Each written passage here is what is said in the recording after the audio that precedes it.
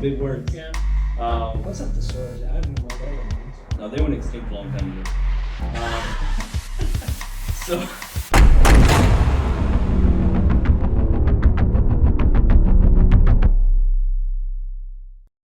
What's up, guys? Welcome to the channel. I'm here today with my buddy Jared. My name's Adam. This is the Shenanigans YouTube channel, so it's really our inaugural video. We're kicking things off. We're going to be doing a lot of reviews about inaugural. I like that. Yeah, I learned it somewhere. And so we're going to be doing a lot of reviews about gear, guns, ammo reviews. We're going to get into some ballistics gel reviews later on, hopefully this summer. Some training things. We're going to be seeing a lot of Jared. Jared here is the owner of Freedom Firearms, where we're at today. We're going to be doing a review of the Springfield Hellcat, kind of comparing it to the SIG P365, and just kind of giving you an average person's review. I've seen a lot of reviews on YouTube about the guns and gears and things, and really I feel like a lot of it's not from your average guy's point of view, so that's what we're going to bring you with this channel. And so to get started, we do got the Springfield Hellcat today. This is the optic ready version, the OSP. Get that up. Check it, make sure it's empty. All you safety nuts out there. Right, yeah. Magazine's out, empty. Safe. Empty. Safe. Cool. We're good to go. Range flag or anything? No. No, we don't get one. Well, if we have problems, we are probably going to be a little bit rambunctious. There's going to be some. There's going to be some shenanigans. Shenanigans. Shenanigans. Some shenanigans. Yeah. So to start, I've been carrying the SIG P365 for a couple of years now, and I absolutely love it. I actually have mine set up on the XL frame, so it's the standard slide on the XL frame. It's been my go-to. I've loved it. I haven't really considered switching over. I'm considering switching to Hellcat, though. I like it. I think they did a great job. I kind of set my expectations low for Springfield on this one, though. So they really exceeded my expectations in a lot of ways. Mainly, first and foremost, over the P365, that magazine release. So the magazine release, it's a lot wider than the SIGs, which actually allows, it makes it easier to get that positive contact to release the magazine out of it. The SIG, it's a little bit small, and it's kind of pushed to the front of the firearm, of the frame. So for me specifically, I have to kind of reach around to get my thumb around to it. Which causes me to adjust my grip, which causes kind of some more problems later on when I'm going back to aiming. So I do like it. I get a lot more positive interaction with the Hellcat here, a lot better contact. It's a lot easier, and I just like it. It's nice. It's very positive. Very positive. Very positive. You're very positive. Yeah, right there. You know, it's just as a point of reference. In all honesty. When you say you get a little more positive interaction with the mag release on the Hellcat of the 365, for those that are watching, I guess it'd be a good point of reference as to, you know, can't really tell how big of a person you are. No. And if you're probably a little stockier built than I am overall, but at the same time, hand size is obviously what we're talking about here. I've always kind of fallen in between, like, I'm that medium, large. I'm not quite a large, not quite a medium in shirt size, that type of stuff. And I have average size hands. I think if I'm wearing, like, you know, cleaning my guns, wearing rubber gloves, they're usually large gloves. But like if I'm going tactical gloves, I want them nice and close. I'm usually into a medium. So if you got big hands, this gun's gonna feel really small. If you got that average, medium to large hand, I would agree with you that positive interaction with the mag release is going to be just fine. But if you had a little bit larger hands or longer thumbs, like your webbing your hand was different, this might end up being a little better as far as the it would fall where your thumb was resting already. So hand placement is going to be, and I guess we've talked about this thousands of times, and it's probably been beat to death in the gun world, but every gun out there, if there was a perfect gun, we would, up front in the gun shop, we would have one case, one gun, and a stack of boxes behind us. So there is no perfect gun for everybody. Find the one that works for you. But I would agree with you on that. The magazine release gives, because it falls backwards a little bit farther, gives you a little more positive interaction. How many rounds have you put through this? I have not put anything. Not yet put anything. Yeah, yet. we're So gonna put the you're first gonna few put rounds some through rounds tonight, through it today, yeah. and I'm gonna shoot it a little bit as well, Yeah. and give you some. What my first thoughts are is I haven't shot it at all. I've touched it and felt it, and that's about it with Yeah. some of the other guns we've gotten in on that we've ordered. But other than that, for customers, but I haven't personally shot it at all either. So we're gonna get our initial Yeah. thought processes on it overall. Anything else you want to touch on while we're looking at that Well, before we get to first shot? yeah. Since we were talking about the magazine release, I think that's a good segue into how the magazine falls. So with the SIG, Doing the comparisons here. yeah, the comparison. So with the SIG, with the way that it sits in my hand, it catches on the meat, especially with the smaller magazines. If I put in the 12 round magazine, it's better, but it still kind of catches. I have to really get my hand out there, and sometimes it still doesn't quite fall free. But with the Hellcat, I notice it has a much easier time falling free for me. And I think that's credited to the way that they designed the rear of the grip here. It comes down a lot further, it extends. I think the grip overall might just be a little bit longer than the Springfield. Or The 6-hour. Yeah, the 6-hour. I'm holding the Springfield. So the way that the SIG is, it just catches. Unless I really change my grip a lot dramatically. So I do like that over the Springfield, or over the SIG. The Springfield is much better as far as the magazine goes. Especially when you put it in all the way. So falls free a lot better, especially with the 13 round mag. It just falls free better. And I do like that. I think it's a much better feature. Even for something as simple as training, even for something as simple as training, I think it just makes it a lot more convenient because you're not constantly having to rip your mag out of your gun or flick it around. Nobody likes doing this. We'll do it if we have to. Nobody likes it. So it's a lot nicer for me, for my hands. And we were talking about our hand sizes. I have what I refer to as Whopper Junior hands. They're not very big. I get a bag every time I go to the gas station. I can't carry a lot. So it's really nice. I like it. It's convenient. I love that. The grip, talking about the grip of the frame here, they did a good job. It's comfortable. I'll be honest, not buying the gimmicky pyramid talk. I think when you look close at it, you really can't tell. Even when you look close under like magnification, it doesn't look like those nice computer generated images that they put out to promote the gun. Right. But it feels really good. I will give them that. It does feel really good. It feels secure in your hand, but it's not aggressive. Like, it's secure, but it's not aggressive. So it's a nice, pleasant combination. Yeah, I don't feel like there's any slip in there. I mean, I don't know if it's a. I mean, you can say it's because of the technology that's behind it, and we'll give them credit for it, I guess, if we can't debunk it. So why not give them credit for where credit is due? But it's got that.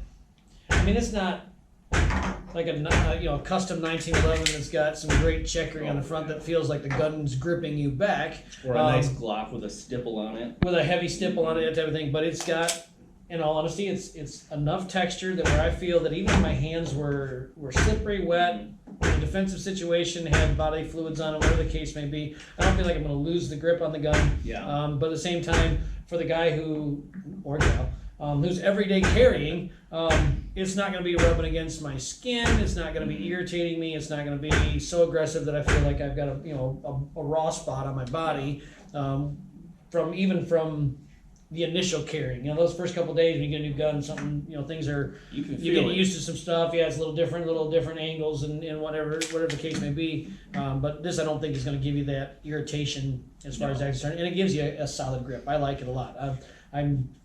Right now, I'm a big fan of the Hellcat. I like it. I like the capacity. I like the feel. I like the size. There's a lot of stuff I like about it.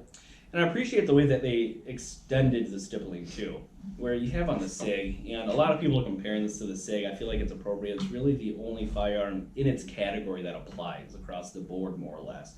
So, the Springfield, they brought the stippling up a lot higher. Mm-hmm. And I think that goes a long way also in grip, especially when you have your offhand. I think it makes it a lot more comfortable, a lot more secure. SIG did a good job on their stippling, but it does leave a little bit to be desired in my opinion. I think it could be a little bit more aggressive. It could be a little bit more full. It's good, but yeah, it definitely leaves something to be Yeah, desired. the nice part about stippling, you can always have more done, but at the same time, and maybe that was their thought process. Don't do too much because some people don't want it as much, and somebody could always customize it because customizing handguns is the way of the world anymore. And especially as an everyday. I like person. I'm a huge fan of the memory pads for finger indexing. Yes. And I like to see those. I mean, do I need stippling there to get a good grip on my memory index? No, I don't need that. But it's a different texture, so I can feel it. I have an injury to my hand that I have very little feeling in my right hand. So when I feel that different texture, my body goes, "Yep, that's where it's supposed to be." So for me, I like that a lot more over the SIG. That they did a little better job on that, I guess, for lack of a better term, without busting either one of them. I like both guns. One of the winners for the indexing points for me too is just that they exist. Right. I like this on this and don't on that. True story. I like it. The frame. It seems slightly larger than the 6 Hour, and because of that, they do have these memory pads. And for me, it's easy to find them with my thumb and get my thumb in a proper position where I'm not going to impact the operation of my slide. Slide movement, causing stovepipes and other malfunctions. So that memory pad right there is incredibly convenient for me because I like that I can feel it, I can put my hand up there, I can get positive interaction on my grip, and I stay off my slide. With the SIG, I tend, because you don't have a lot of room to work with there, especially if you were to put something on the rail, it's going to impact it. Right. So with me, I find that my thumb tends to come up on the slide. Now that being said, I have not encountered a malfunction due to the hand position, but it's still something you want to consider. Because anytime you're touching that slide, something could happen, especially if you have much larger hands. So I do appreciate that about the Hellcat. It has that positive point for me to put my thumb where I can just find it every time and I can get that positive grip. So what else stands out to you about that Hellcat? You know, in all honesty, the first thing I saw on the Hellcat when I first picked it up was the sights. Yes. The sights stand out quite a bit. However, I have a personal, and it's totally a personal opinion. I really don't want to say that they're bad or anything. I don't like U-notch sights. I just don't care for them. It's just call me old school. I like 3 dots. I like to line stuff up. Yeah. And it's because I got a lot of years of training on that. But these stand out. And in all honesty, when you bring it up on target, it lines up fast.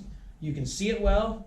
These seemed, when you come up though, they seem to just kind of fill it up really well. Yeah. But that high vis bright yellow on this one, those night sights, stands out well against the rear notch. And man, I tell you what I thought was going to be an instant drawback for me was a surprisingly pleasant feature. Yeah. Out from the factory, out the box, they do the job and they do it well. And there's no real need to change it. I mean, really. And I've seen a lot of reviews where people don't like the sights. They don't like that it's not a tritium back. They don't really care for the U-notch. It reminds me kind of the Glock sights, just not as field goaly. Yeah, not squared off. Yeah, it's a lot easier to use for me over the Glock sights. So I see a lot of people that don't like it, but one thing I think people have to keep in mind when you're looking at the Hellcat and the sights they sent from the factory is this is a defensive gun. This isn't something where you're going to be hitting steel at 100, 200 yards, or where you really, you can if you're good enough. Yeah.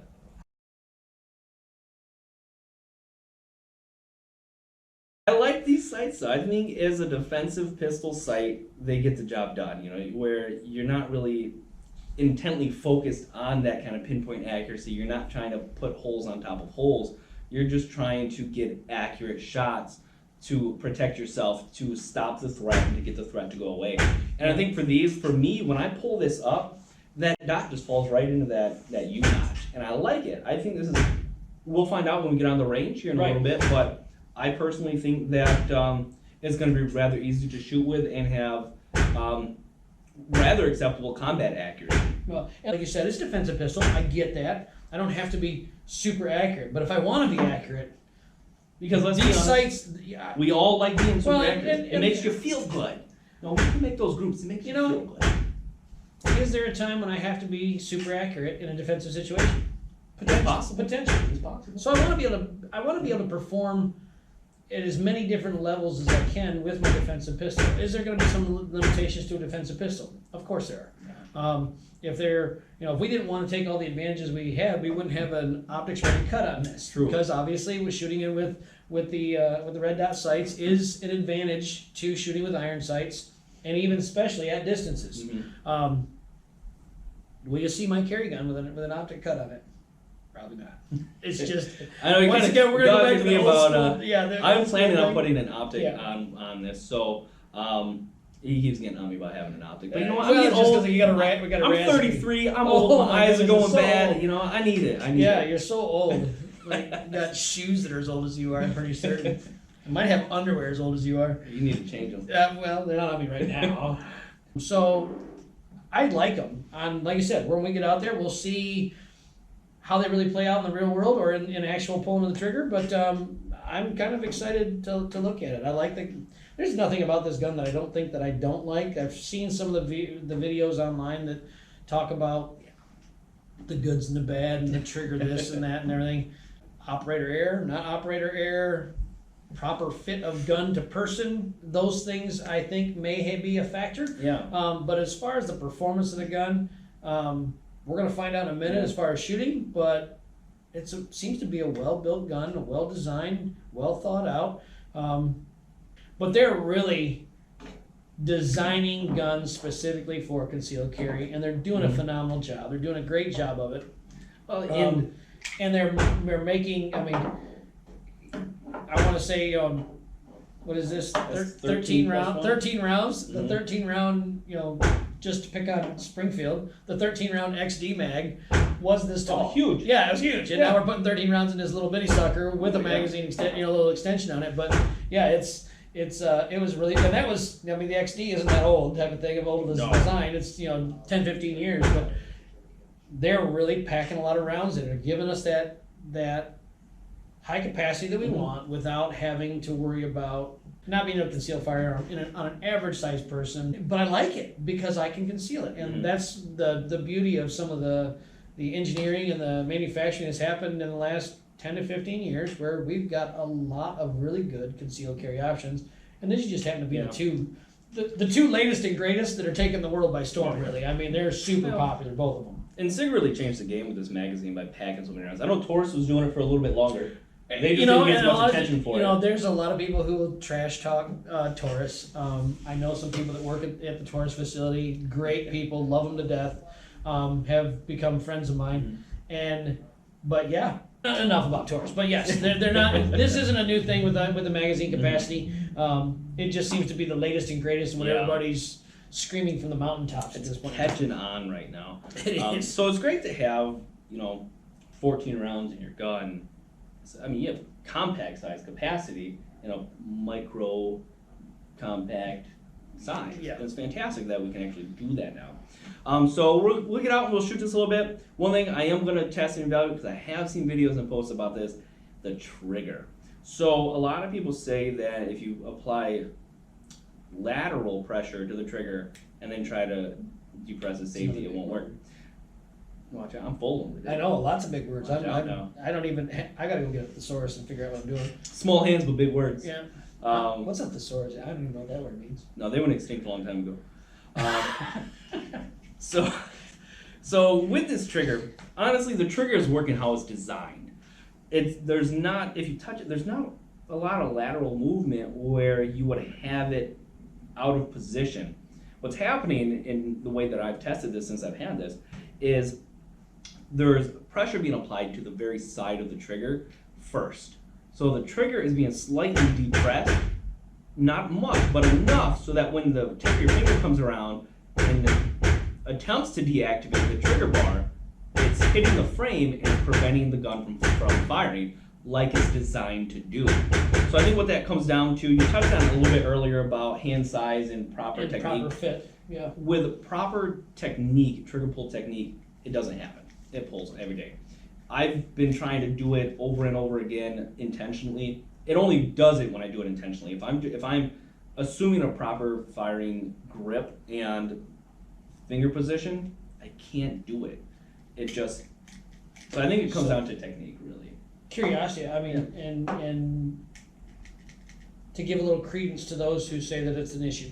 Do you think that's an issue because you have trained and have proper technique, or do you think that's an issue that would be an issue for like a brand new shooter that walked into a gun shop and said, "Hey, I need something for personal protection. This fits their hand. They look good," and they take it home. Say it's a gun shop that doesn't have an opportunity to have a shooting range where they can go shoot type of thing. Nobody to train them properly. Do you feel like that's a potential issue for, say, a new shooter or even a shooter that maybe doesn't have a whole lot of experience? I would say yes. If you're not very familiar with firearms, if you're going out to the gun store, like, I'm going to purchase a gun, I've heard a lot about this Hellcat, it sounds cool, it looks sweet, I'm going to get it, and you don't have a lot of experience, especially with this trigger type, I think it could leave you going, what's going on here? Why isn't this working? This is and you might think that it's a defect. You might think this gun is not right, you have to send it back, now it's broken.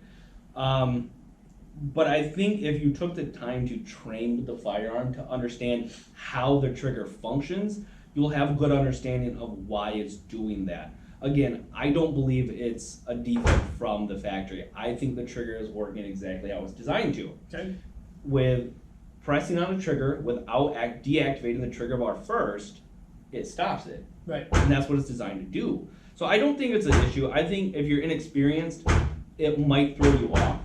And honestly, if I'm in a defensive scenario, Or if you have hands that maybe don't fit the gun. too small, Too small hands, or even maybe too too large. big, yeah. You know, reaching in too far. Yeah. So yeah, if the gun doesn't fit you, that's an issue. If you maybe a novice, or not even a novice, like brand new to the world, maybe some issues there.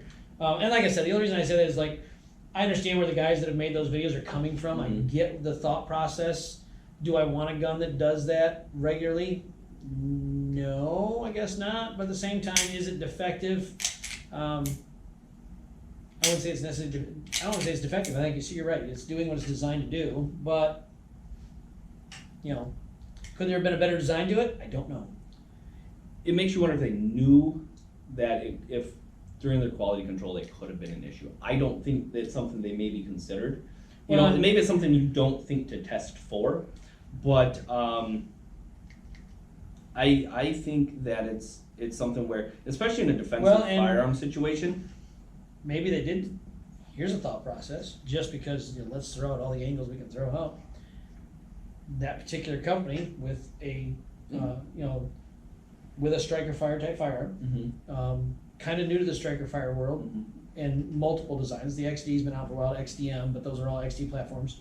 There was another company, that one right there, right? Yeah, that's that right. Yeah. Oh, there's not that one specifically, but did they have one that if you dropped it, bad stuff hit you? It was a problem. Well, and that's like the 2% over here, or 1%, or whatever the heck percentage it might be. So I noticed, as opposed to like the Glock style triggers, where the trigger is kind of angled. Yes. It kind of prevents those types of things. This is flat and it's kind of wide. Right. So I think that contributes to it. Well, that improper flat and wide triggers are the in thing right now too. I mean, a lot of different guns. So that trying to give the consumer what they want and opposing could have caused some issues. Like I said, I don't think it's a defect. I don't think it's a thing. Proper training, proper use, a lot of things. No, you're not going to have that issue, I don't believe. And I would like to think in a defensive gun use, say you are relying on this firearm to protect yourself, and you do come across a situation where you're pulling that out and you go to pull the trigger for the first time and you do get that improper positioning. Me personally, I would like to believe I'm not going to sit there squeezing it until something happens. I'm going to try to, my initial reaction is going to be squeeze, because my intention is going to be to get off as many rounds as it takes to stop the threat. Right. So I'm going to stop, and then I'm trying to pull the trigger again. So, that when we get out in the range, we're going to do some rapid fire, some accuracy tests. So we'll really see if that is going to be a problem. So with that, what do you say? You want to go put some rounds through it? Yeah, let's make it happen. You want me to shoot it first? You want to shoot it first? What do you want to do? I'll go with my gun. Go ahead. You got the. All right. Here we go. First shots with the Hellcat, boy.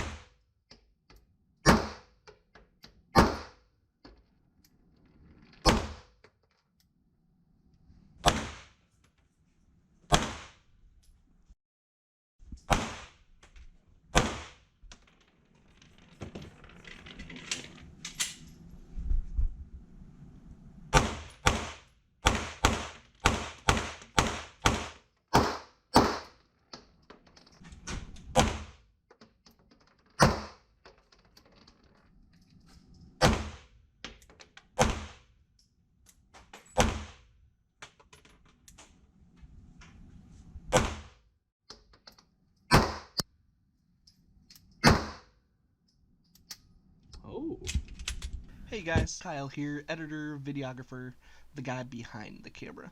So this is me shooting right now. This smaller Springfield Hellcat actually felt pretty good in my hands. Recoil was a little more than what I was expecting, but all in all, I kind of like this gun. I think I'll shoot it again.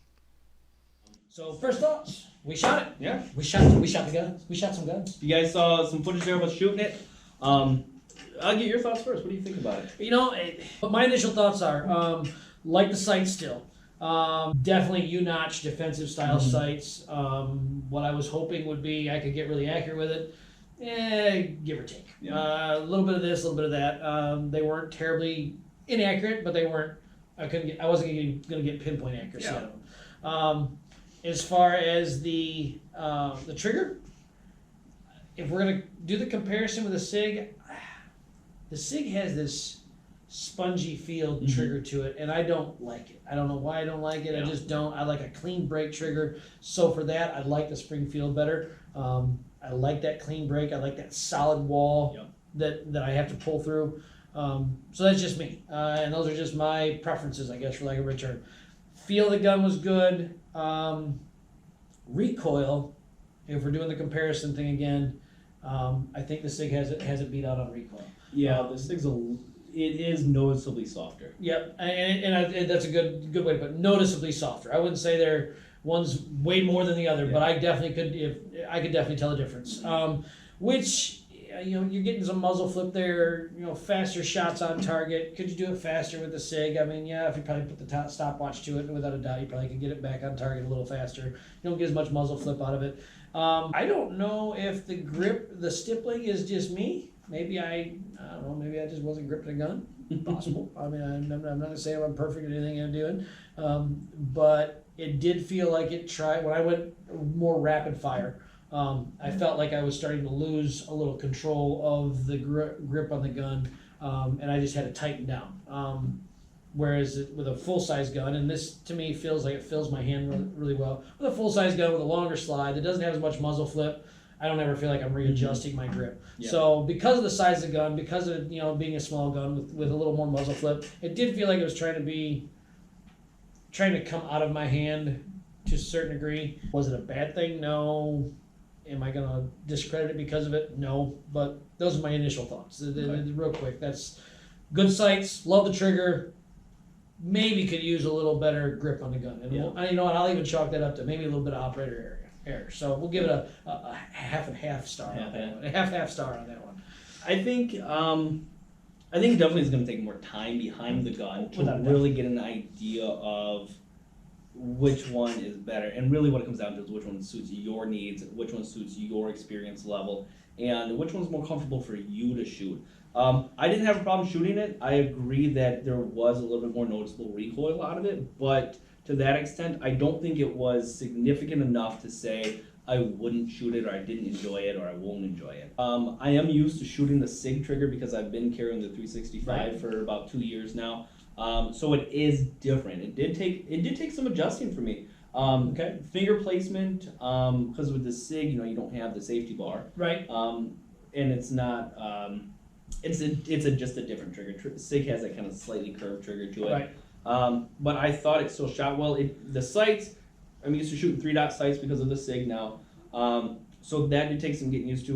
But I think more time behind it, I think I'll be able to dial it in. When I first started, my groups were a little bit larger, but the more I shot it, the more I had behind it, my group started to get tighter. Right. I did notice that. Yes, it started to get a little bit more accurate. I think overall it shot really well.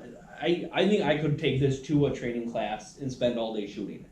But overall, my first impressions were I like it. Yeah, I don't have anything bad. And like you even said when we were talking about earlier about the potential hang up for the trigger. Yeah. You tried to make it happen. I did. And you got it to drag. I got it to do it once. Drag once, basically. Yeah. And it didn't prevent me from pulling the trigger. It delayed it. It had a brief hang up and then it broke, and everything went through and it shot fine. And I was just bringing it down and slapping it. I wasn't sitting here being finicky and just trying to get it to happen. I had my finger up here and I was just bringing it down and slapping it, and it worked all except for that one time where I had that one minor hang up, but then it broke, and I think that was just because I caught just a bit of the edge before getting that trigger bar. But again, as soon as I curled the tip of my finger around, it broke, which I think goes back to proper technique and finger placement. To a certain degree, and like I said, there's a break-in process. Mhm. I'd like to see it, maybe in a later video we do a little update, Mhm. broken in and we can't even make it happen anymore Yeah. later down, or broken in and now it's happening more often. Yeah. We'll see. Overall, my initial thought process is it's a good gun. I Should like work it. well. Yeah. It's great size, good concealment, Mhm. and yeah, I guess I give her the old thumbs up. Yeah. Final thoughts on it? I think it's great. I like the size. The round capacity can't be beat. And I mean, I know it's only one extra round over the SIG, but nobody ever complained about having too many rounds in a gunfight, And if you did, I don't know what's wrong with you. But I've never heard of it. I've never heard of it. But I think it's great. I think I like the Stippling. Shooting it was pleasant. It was pleasant for me. Kyle seemed to enjoy it when he shot it as well. So we'll add Kyle's thoughts over the video. You guys kind of hear his opinion, especially from being a new shooter. I think it's a good perspective. Yeah, it's a great perspective. It's very valuable, and that's why I really appreciate having Kyle along for this journey with How many me. videos are we going to do before Kyle isn't a novice anymore, though? We'll decide. You'll have to find someone else to join. We'll have to get rid of Kyle. Bye, guys. But yeah, so you guys can. Poor Kyle. It was fun while it lasted. Yeah, poor Kyle. Got experience and we got rid of him. Yeah. And that's pretty much the opposite. We don't want him to be better than us, because we got to be the professionals. It's gonna be like 1 or 2 shots. 1 or 2 shots. We'll ration out his bullets each time. That way he can't ever get to be proficient with anything. Experience. No, that's all right. Like, here's your experience. 2 bullets. But so having his experience through this journey is going to be very valuable in a lot of ways to both me, Jared, when we're doing these videos together, and to you guys, because you're going to be able to see what it's like from him, and you're going to get a good, honest reaction, good, Right. honest experience. So Hellcat checks my boxes. Yeah, I would definitely say checks all the boxes that I would like. Yeah. Well, thanks a lot for watching, guys. Like I said, subscribe, sign up, find us on Instagram. We're going to be putting out a lot more videos. Put in the comments what you guys like, what you didn't like, what you want to see. Give us those suggestions, that feedback. We're trying to grow, and really we're here for you. So let us know how it goes.